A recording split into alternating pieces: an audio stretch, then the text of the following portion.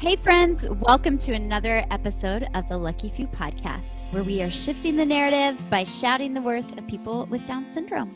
This is Micah. Mercedes. And Heather. And today we are going a little deeper about IEPs and talking about how to handle pushback and negativity when we're advocating for our kids or our loved ones with Down syndrome. Friends, welcome to the Lucky Few podcast.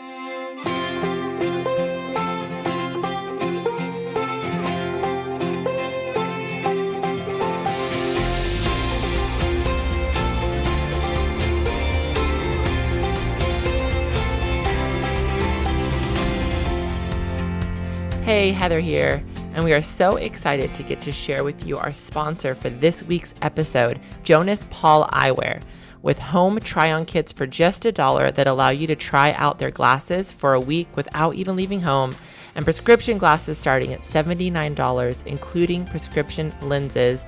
Jonas Paul Eyewear is our go-to for glasses for our kiddos between the ages of 4 and 16. Head to jonaspauleyewear.com to learn more.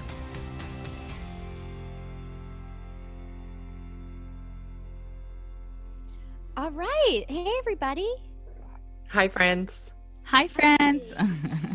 Happy July. You guys, today's my anniversary with my husband, July 21st. Get out. Yay. Happy anniversary. Guess how many years we've been married? 15. 16. 18 years. Oh my gosh. Your marriage is an adult. I know. Guys, your marriage can vote. Your marriage can vote. Not quite drink yet, but vote. In Europe, we'd be drunk. Yeah. Our marriage would be drunk. Hey. But Americans are not allowed in Europe right now. So Oh, gosh. Thank you for reminding us.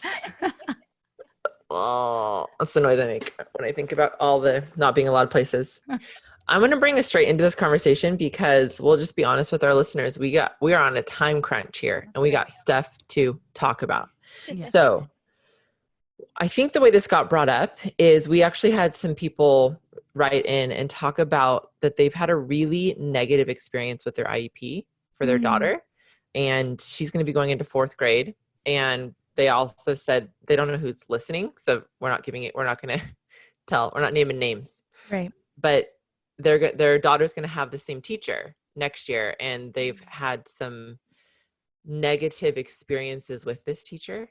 And the teacher's not leaving the team and the relationship is really hard and there's lack of communication. She feels like the teacher has been very easily hurt when questioned about things and becomes real defensive when there's any kind of pushback. Right. And then there's anger and she's gotten emotional text from the teacher afterwards with apologies. And it's really hard. It's hard to have a negative IEP team member. Yeah. And IEPs are hard. And I have found some Macy Moo is going into 6th grade. So we started IEPs when she was 3. So what's that? How many years have we been doing IEPs with Macy? Just turned 12. So Thank 9. you. So we've been doing IEPs. Yeah. We've been doing IEPs for Mason for 9 years. We do 3 or 4 a year. We're that kind of family. Bless us. And I was on the other side of the IEPs as a special educator. And I ran IEP meetings. I had usually a caseload of 20 to 25 students who I ran IEPs for. And I was a very different person in each role. So that's always interesting too. I have found both as the parent role and as the educator role, for whatever reason, and I'm sure there are experts listening who know this, there has been created such an us versus them mentality when it comes to educator and parent. I have found just in listening in the space to other parents and to young parents who reach out for IEP advice, I have found that there is a sense of when your child when you go into your first IEP for your child, usually it's around 3 years old, you have to be equipped almost like you're stepping into a battlefield. And I think that teachers feel that too. Have you girls felt that at all? And I know, Mercy, you've been doing homeschool And so Mhm. there's a little bit of a difference, but Right. because you are the teacher, but you also still Mhm. have to have a team Mhm. of people who are part of the IEP process Right. for Sunny. We just started that within the homeschool world. So I just signed off on what our plan was, and it feels it's I liked the team a lot. Like a Good. lot of the things that I worried about cannot be addressed yet. So this is what I wonder why I like them because of COVID. Like there are within charter and homeschool, you can still send your kiddos to take certain classes that are offered through charter programs. And so I would like Sunny to do that. And I requested a one-on-one aid, but none of that stuff can be addressed until COVID because she needs to have in-person interview with the psychologist and all that. So we shall see. I felt like I got to cover a lot of positive, right? Because what we're really, I think, addressing are opposing views on how to not handle, but how to address your child's needs within the classroom, right? So I feel like that is the jury's still out on my experience because that wasn't able to be addressed because of COVID, because we can't have in-person interviews. Right. Sunny actually does well virtually because she likes computers. And the only thing that she's not good at is letting me help her with anything in the computer.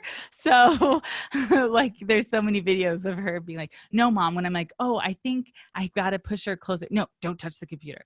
So, but other than that, she's actually really self-sufficient with the computer. So we're going to be doing speech again and OT, but all virtually. So again, like now, but then we're going to have to see how she does with that weekly, right? And Right. see if she actually can do therapies virtually, or is it going to be a hassle?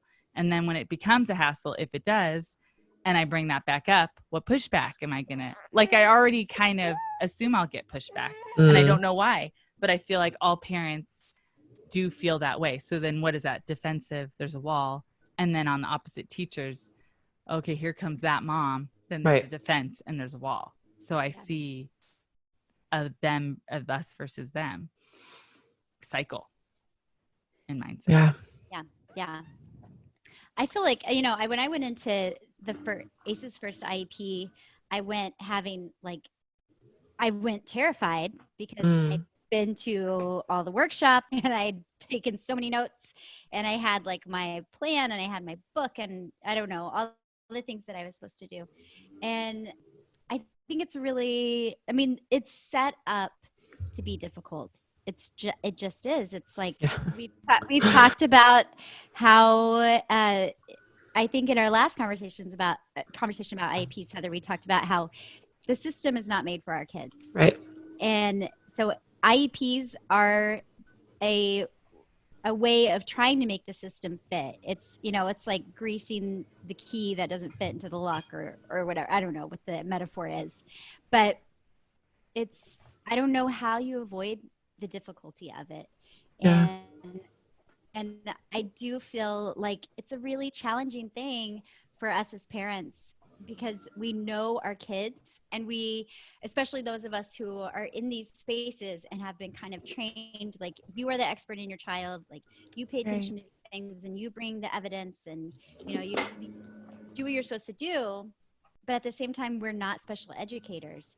And I think that is a lot of where the clash is, coming in saying, okay, I know I have to fight you. And the educators are sort of like, I wish you would trust me that I'm an educator. And it's hard. It's really hard to know.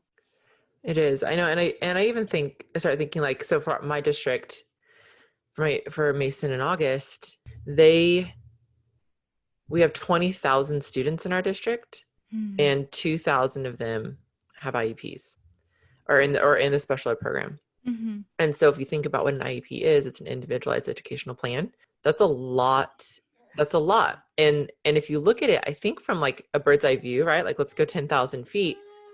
It's actually this beautiful idea that people are coming together, all these experts, and we're saying, how do we make education work individually for you? Because we're only doing it for 10% of the kids, right? Like not all the kids get this. So if you look at it that way, then it's like, wow, I feel that way too. Every time we're around a table and there's like 19 people or whatever, we've had that happen before. Yeah. And it's like, oh my gosh, all of you guys, this meeting is costing taxpayers a lot of money. Yeah. And I'm so thankful for all your expertise. I'm not going to feel bad about it. I'm not feeling bad about that. I'm grateful for all of this. But why does it still feel like we're not all on the same page? Right. And I think it's just sometimes there's been so many bad apples. That's been my experience. Like we, for the most part, have had these really great teams. And I think the listener who wrote in about this, she has this teacher who's really hard on the team. And for my experience, which is all I can speak to, and it's not going to apply to everybody, right? Obviously. But I think about people on a team that I should have asked them. I should have said, I don't think that you are a productive member on this team. I need someone else. I don't like to do those things. I'm a people pleaser. On an IEP team, if you feel that there's someone on the team who truly is not contributing in a way that is productive or beneficial, because at the end of the day, everybody on the team except for the parent is a professional, and they need to be professional within that space. And that is a realistic expectation, in my opinion. And then it can get like, well, if this is the only special ed teacher, if this is the only teacher available, then it's a different conversation, because then Mason had one of her teachers. I'm not going to say when, because I don't want to get real specific, but there was a team member at one point who was so unbelievably negative no matter what we said. The goals she presented, I mean, it was like, are you serious? Like, you're seriously going to sit around this table with that kind of attitude? I mean, literally her body language, arms crossed. And it was like saying things like, well, she can't do that. Well, she doesn't do that. Well, I don't know how that's going to work because she can't even do that. I mean, that was literally how she spoke. And I had to and then we had some conversations on the phone that were so inappropriate. And I had to reach out to the principal and be like, this is what's happening in these conversations. And this is inappropriate. Like, it's just inappropriate for an educator to be speaking to a parent like this. So, but I didn't ask for a new team member. And we went an entire year with her on the team. And I regret that. Yeah. I think at the beginning of the year, I should have said I'm so sorry, this isn't working. And unless you can enter into this space as a team player and with a better attitude, it's just not productive. So deuces. Right. Because how can you have an IEP team when you have a poor team member? Like, right? Yeah. Doesn't that take away like the team aspect? Like, we're all here for your child. Yes. Yeah. Negative. Yeah. That doesn't feel that way. Right. I think that's such a good point to make, Heather. And I think, for anything that is complicated, like an IEP, where we're entering into these conversations there's just so much to it. There's so many goals. There's so many different expertise sitting around the table. I think there's a real balance that we have to figure out how to strike between, we are here to be the advocate for our child. We know our child. And then we also are working with these people who are experts in whatever their fields are. We have the expert in speech and the expert in the classroom and all of those things. And so figuring out how, I think it's so hard to know how much to push back, how much to receive. Like, they are telling us what our child does in the classroom.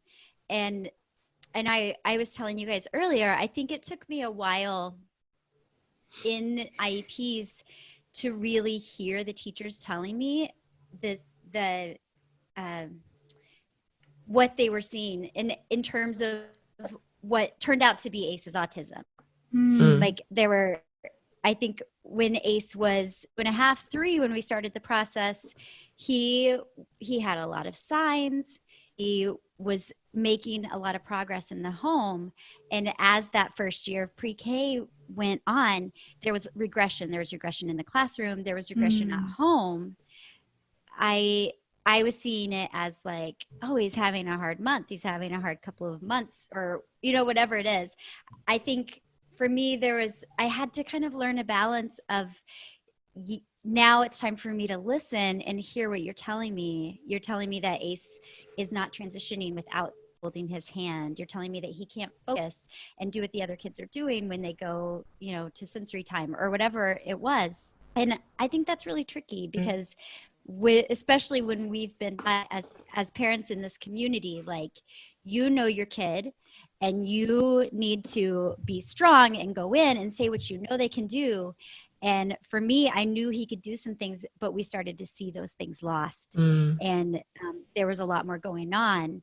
And it wasn't just that I needed to stand my ground, if that makes sense. Right. Because it's also kind of hard because we are taught, or I guess not taught, but told, be positive. Right. Not yet. They're not doing these things yet. I don't know. It's hard. I could see I would miss those things too because I'm staying positive. Right. Oh, but how are you guys transitioning? Questioning. Right. And then I just feel like that could be so many of our stories and how we act, or how we feel we're championing for our child. I don't know. Yeah.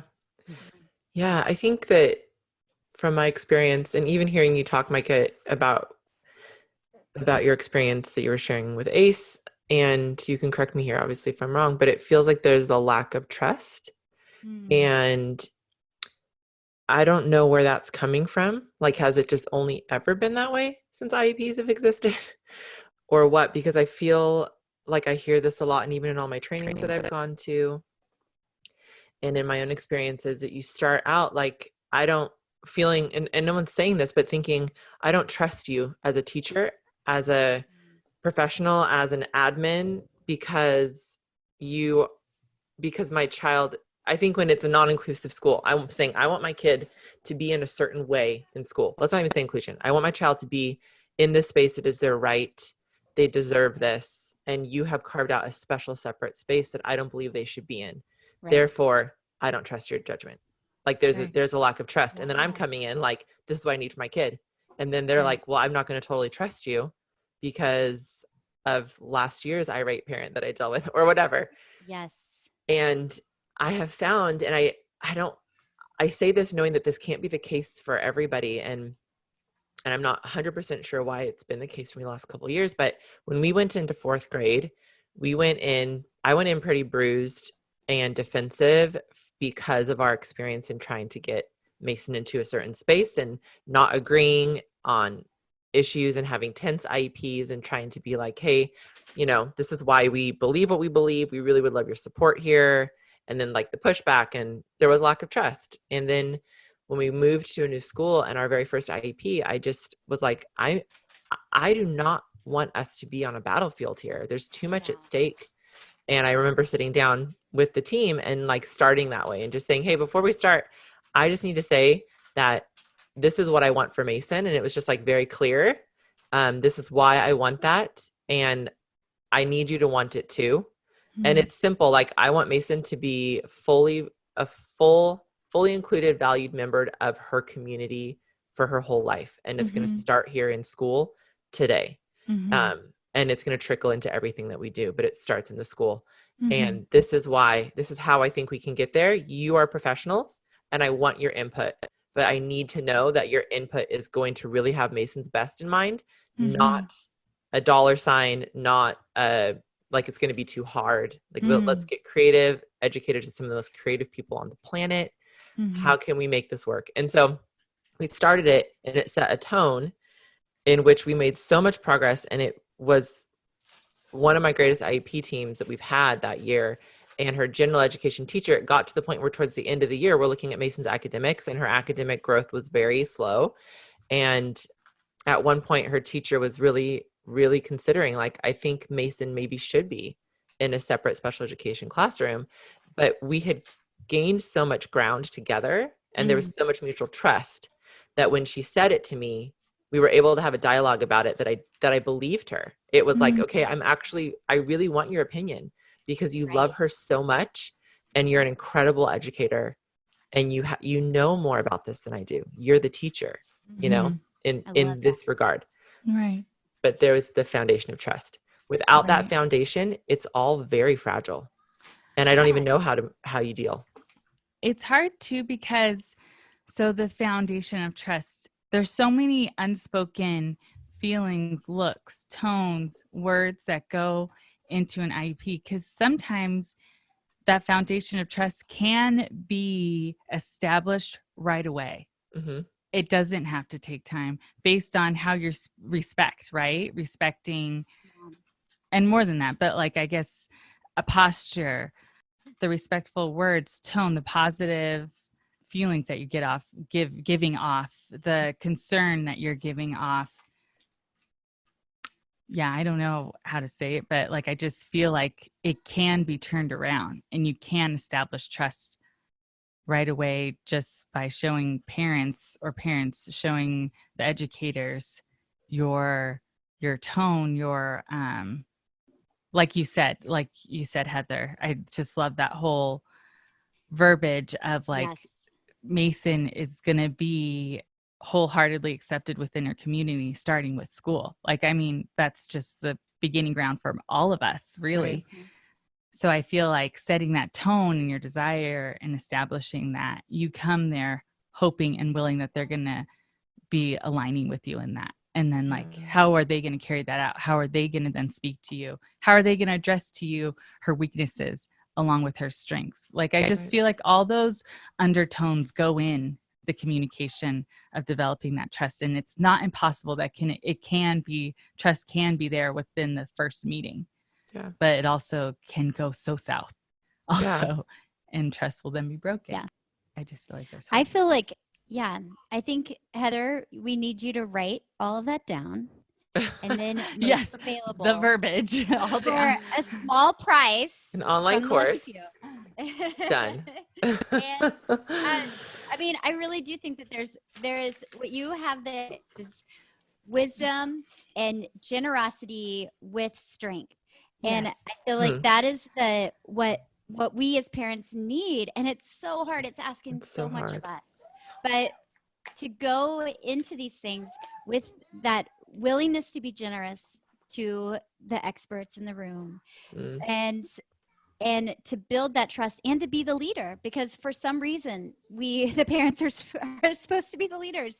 And so, but to do that with this strength that also is trying to build trust. Like, it's hard. Mm-hmm. It's hard because also it's your kid. So the emotional collateral that exists there. And as a parent, you should be allowed to have that, like the educators know you are the professional at the table. And I believe the parent role is the most important. And I think a lot of it in any kind of relationship, you need good communication. Mm-hmm. And when you're lacking good communication, then there's a lot of assumptions made. There's a lot of narratives being created in everyone's head about how it's going. And so if you can, at the beginning, communicate very clearly where you stand, and when things get really hard, communicate like, I don't feel like I'm being heard, like I feel like I'm being dismissed or whatever, and apologizing. I've had to apologize to people on my IEP teams before. I've had to go to teachers and say, I said something on Instagram once when Macy was in 3rd grade, and somebody, and I didn't use any names, but people know, right? Like we live in little communities, and I had to go to a teacher and apologize. And I think you just need to be willing to like remember that everyone's a human being and assume that they're doing the best that they can and with what they know and what they have. And so then we can speak into that. It is so much about growth-minded versus closed-minded. And the IEP team member that I talked about before, there was zero growth mindset within her. None. There was no, and it was just it was her approach to life. So that's not helping anybody, and especially not my Mason. And the other teacher who I said, her gen ed teacher, who I was like, oh, if she said to me, I really think it would be best for Mason to be in a separate special ed classroom, I would take that to heart because of the trust I had with her. She was the most growth-minded person I ever knew. So I think that mindset is huge, but you're dealing with so many individuals. I would say to this friend who wrote in, though, I would feel like if you feel that uncomfortable with the teacher, and I think it's your right to say this isn't going to work. We need a new plan. Yeah. And maybe you need to sit down with the administrator or with the school psychologist or a mediator and like get it all out on the table. Because for whatever reason, it sounds like with this teacher, there is a thing under the thing. Yep. And that she's got to deal with that. And if it's between all of them, you got to deal with that. Like you got to work that out. Otherwise it's just not going to be, it's not going to be helpful, and it could actually be very harmful to spend an entire year in a relationship like that with your child's educator. Yeah, for sure. Well, I'm so glad we could have this conversation, and I feel like anytime that we can talk these things out, listeners, we love getting your questions, and we love getting to have episodes like these where we just get to go back and forth a little bit. Good job, everybody. In one little episode. That's right. We are going to take a little break and then come back with our good news.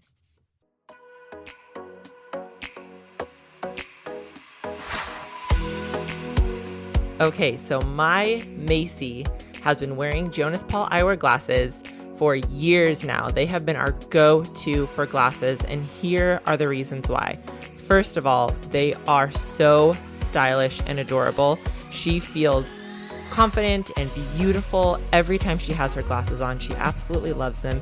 They are comfortable with arms that are adjustable to fit her face and to fit behind her ears. Jonas Paul eyewear is affordable. Their prescription glasses start at just $79. That includes prescription lenses, and they currently offer blue light blocking lenses for extra screen time and online protection, which is great right now for all the screen time and online learning that our kids are doing.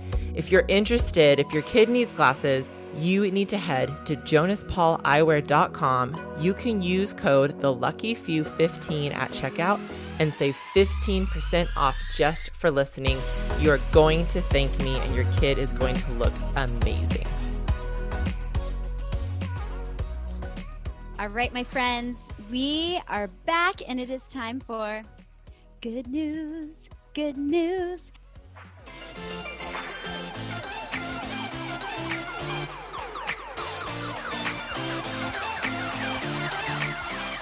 From your toes to your head, good news. Good news.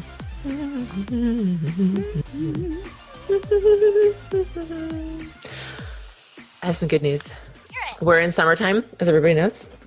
And Macy every year progresses as a swimmer. And it's so fun, unless you have a pool or you live in Hawaii, you're not swimming every day. And then you make all this progress, and then it's winter. You don't swim. Yep. And then you make all this progress. But she was like figuring out how to get her head up above water if she'd go under, but it was just kind of an up and down. And now she's figured out how to like push herself across the water, under the water. Amazing. And I feel so much more confident watching her in the pool. It's so cool to watch our kids progress. It's just the coolest. So amazing. She's figuring it out. Yeah, it's good news. Cool. I have good news. The other day we were setting the table for dinner, and I was talking about transitions earlier and how Ace always needs somebody to hold his hand to like take him to the next thing. And everybody was like gathering around the table, and Ace walked into the kitchen, and he just marched over to his chair and climbed up and sat down at his seat. And bud. Ready for dinner. Yes. We were all so excited. Yes. And it was just I feel like in terms of his engagement and his like participation in what's going on around him and our family, it's just off the charts lately. It's been so cool. And so he's like, we're having a dinner, and his big brothers were being silly, and he was laughing at what they were doing, which was really, really cool too. Micah, that is very good news. Love that. Yeah. Good job, Ace Face. Yeah. Good job. Mercy, you want to share any good news? I feel like my good news is similar to yours, Heather, with swimming. Sunny has just we have a pool. So the place we're in right now, we have a pool, and it's been like our saving grace during COVID. And it's been like the biggest I mean, she goes in it every day and she's just swimming so well. And it's so cool. It's something that we can have friends over for like a pool hangout, and she's an equal member in the water. She's a 7-year-old without floaties and just like swimming under the water, diving for stuff. And it's just really neat. I like you're saying, Heather, it's so cool to see them progress in, I don't know, that's something that continues to include them. You know what I mean? Yeah. Like you do play dates and you want it to be successful. Yeah. We've got a pool. Sunny loves the pool. She'll stay in it. She'll engage. It's just like another successful point of community conversation for her that's successful. Yeah. So that's exciting. I love that. She is a fish. She is a great swimmer. Fish. A great swimmer. Self-taught. You guys, this girl, you just give her the tools and she'll teach herself. And it's just so apparent. It's cool. It's cool. That's awesome. We also have some good news from Instagram, from @AmyWiggs83, who said that her Owen, who has a dual diagnosis, flew through dental surgery with flying colors. So we are pumped for Owen. We're proud of him for being brave and so glad that it went well. So thanks, Amy, for sharing that. Very cool. Yes. And we want to thank all of our listeners out there for joining us. We are thankful again for our listener who sent that question. And if you have questions or you're thinking through whether it's IEP stuff or health stuff or social emotional, we love to talk about it. We are not experts, but we love to talk. So send it our way. Truth. And also we want to hear your good news. So please leave us a voicemail. You can find our number on our website, or you can send us a message on Instagram, and be sure to find us at the Lucky Few Pod on Instagram. If you have a product or a business that wants to help us shout the word to people with Down syndrome, by all means, we want to partner with you. So reach out to us at hello@theluckyfewpodcast.com for sponsorship opportunities. We want to thank our editor, Josh Avis, our producer, Val Schleider, our sponsor, and all of those who share the Lucky Few podcast with friends, who listen faithfully, who cheer us on. Don't forget to subscribe, leave us a review wherever you get your podcasts. And remember that you, dear listener, supporting your loved one with Down syndrome, you are a shouter of worth and a narrative shifter. So keep on keeping on. We are cheering for you. We'll see you next time on the Lucky Few podcast. Bye, friends. Bye. Bye. Thanks for listening to Lucky Few Podcasts. Remember to review our show on Apple Podcasts and check us out on all social media at The Lucky Few Pod.